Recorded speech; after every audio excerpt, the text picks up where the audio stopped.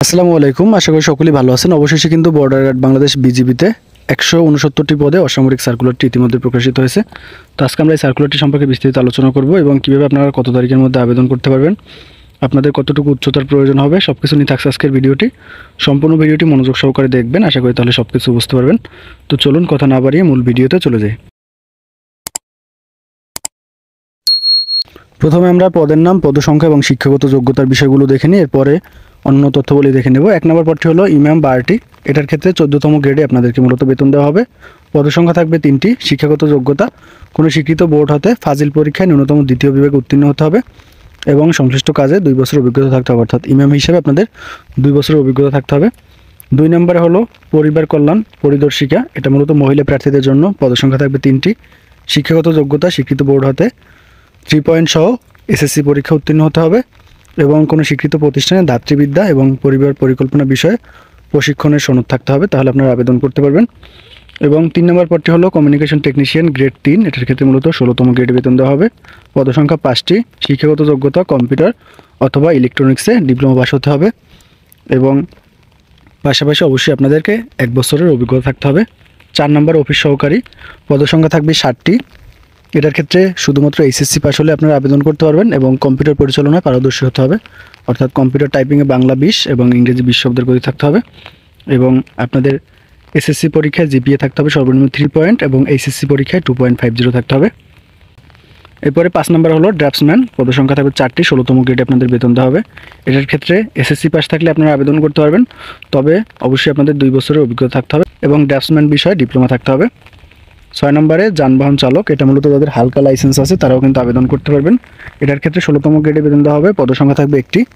SSC পাসের পাশাপাশি আপনাদের লাইসেন্স থাকতে হবে এবং সংশ্লিষ্ট কাজে 3 বছরের অভিজ্ঞতা থাকতে হবে। 7 নম্বরে কার্পেন্টার। এটা মূলত 16 গ্রেডে আপনাদেরকে বেতন দেওয়া হবে। পদসংখ্যা থাকবে 60টি। এটার ক্ষেত্রে জেএসসি পাস অর্থাৎ 8ম শ্রেণী পাস থাকলে আপনারা আবেদন করতে পারবেন এবং 2 বছরের অভিজ্ঞতা থাকতে হবে। 8 নম্বরে কমিউনিকেশন টেকনিশিয়ান। পদসংখ্যা থাকবে 23টি।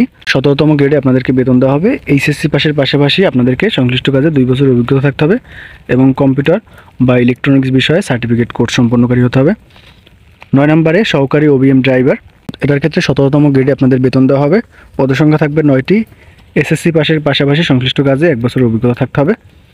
10 নম্বরে ইলেকট্রিশিয়ান। 17তম গ্রেডে আপনাদের বেতন দেওয়া হবে। পদসংখ্যা থাকবে 12টি। এসএসসি পাসের পাশাপাশি সংশ্লিষ্ট কাজে 2 বছরের অভিজ্ঞতা থাকতে হবে। এরপর হলো 11 নম্বর বুটমেকার। এটার ক্ষেত্রে পদসংখ্যা 3টি। 18তম গ্রেডে বেতন দেওয়া হবে। জেএসসি পাস অর্থাৎ 8ম শ্রেণী পাসের পাশাপাশি 2 বছরের অভিজ্ঞতা থাকতে হবে। 12 নম্বর লস্কর। পদসংখ্যা 2টি। এটার ক্ষেত্রে 8ম শ্রেণী পাসের পাশাপাশি সংশ্লিষ্ট কাজে অভিজ্ঞতা থাকতে হবে। 13 নম্বর ওয়ার্ড বয়। পদসংখ্যা 3টি। 20তম গ্রেডে বেতন দেওয়া হবে। 8ম শ্রেণী পাস হলে আপনারা আবেদন করতে পারবেন।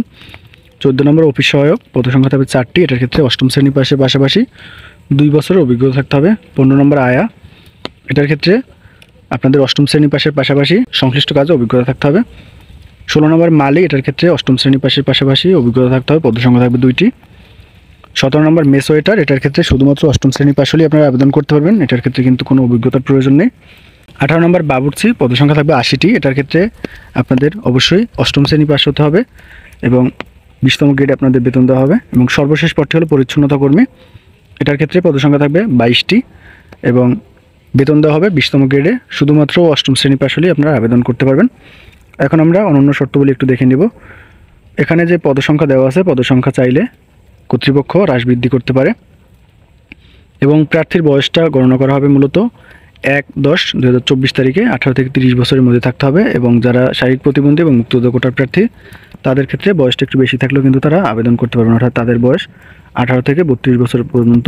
এবং এখানে যে পদগুলো আমি দেখালাম আপনাদেরকে, সকল পদের ক্ষেত্রে কিন্তু বাংলাদেশের সকল জেলার প্রার্থীগণ আবেদন করতে পারবেন। এরপর আমরা অন্যান্য তথ্যবলী একটু দেখে নিব।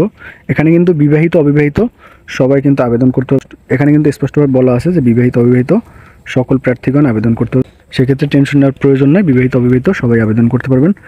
তো রেজিস্ট্রেশন আপনাদের মূলত আবেদন শুরু হবে 4 আগস্ট 2024 সকাল 10টা এবং আবেদন শেষ হবে 17 আগস্ট 2024। তো আপনাদের আবেদন কিন্তু 4 তারিখে শুরু হবে এই মাসের এবং 17 তারিখ পর্যন্ত আপনারা আবেদন করতে পারবেন। পরবর্তীতে আবেদন সংক্রান্ত একটা ভিডিও দিব যাতে আপনারা বুঝতে পারেন যে কীভাবে আবেদন করতে হবে এবং আপনাদেরকে 6টা ধাপে মূলত আবেদনপত্র সম্পূর্ণ করতে হবে। এর পূর্বে কিন্তু আবেদন করা যেত SMS এর মাধ্যমে, এখন কিন্তু অনলাইনের মাধ্যমে আবেদন করতে হবে। সেক্ষেত্রে কীভাবে আপনারা আবেদন করবেন পরবর্তীতে আমি আবেদন শুরু হলে আমি জানিয়ে দেবো বিষয়। এবং এখানে কিন্তু ওজন বা উচ্চতার বিষয় উল্লেখ নেই। এর পূর্বে কিন্তু ওজন বা উচ্চতার বিষয়টা উল্লেখ থাকতো, এখন কিন্তু ওজন বা উচ্চতার বিষয়টি উল্লেখ নেই। সেক্ষেত্রে আপনাদের উচ্চতা বা ওজন কম থাকলেও কিন্তু আপনারা আবেদন করতে পারবেন, তাতে কিন্তু কোনো ধরনের সমস্যা হবে না। অর্থাৎ পূর্বের মতো এখন কোনো নিয়ম নেই, যাদের উচ্চতা কম আছে তারাও কিন্তু আবেদন করতে পারবেন। তো আশা করি আপনারা বুঝতে পারছেন। আবেদন সংক্রান্ত অন্য যে কোনো প্রকার প্রশ্ন থাকলে কমেন্টের মাধ্যমে জানাতে পারেন। ধন্যবাদ সকলকে।